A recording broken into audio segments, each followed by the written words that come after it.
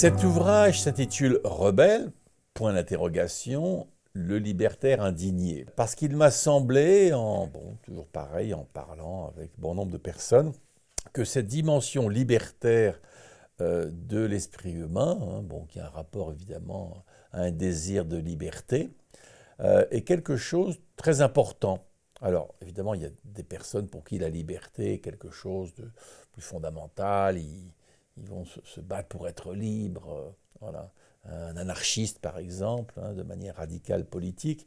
Mais en fait, nous avons tous une dimension libertaire, une dimension où nous ne voulons pas obéir aux lois, on veut faire ce qu'on veut, et puis bon, les autres, on s'en fiche un petit peu.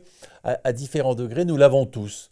Donc j'ai tenté d'identifier cette mécanique du libertarisme que nous avons tous, en essayant d'identifier les différentes raisons, les différentes motivations, et formes en même temps de ce libertarisme, on va dire chronique, de l'être humain.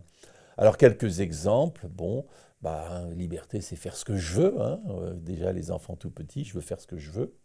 Un autre, c'est d'être original. On ne veut pas suivre, on veut pas être un mouton, on ne veut pas suivre le groupe, on veut être original. Pour d'autres, c'est qu'en fait, en faisant ce que je veux, je vais exister.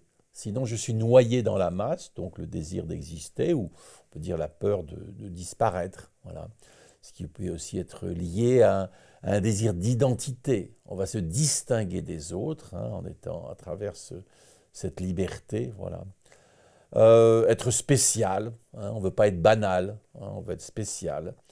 Un autre, très simplement, c'est l'égocentrisme. Je ne me soucie que de moi, j'en ai rien à faire des autres, voilà. Et puis d'autres, c'est le ressentiment. On m'a fait du mal, voilà, donc et je souhaite maintenant être libre du mal qu'on m'a fait. Voilà, quelques exemples, il y en a plus, il y a 26 formes au libertarisme.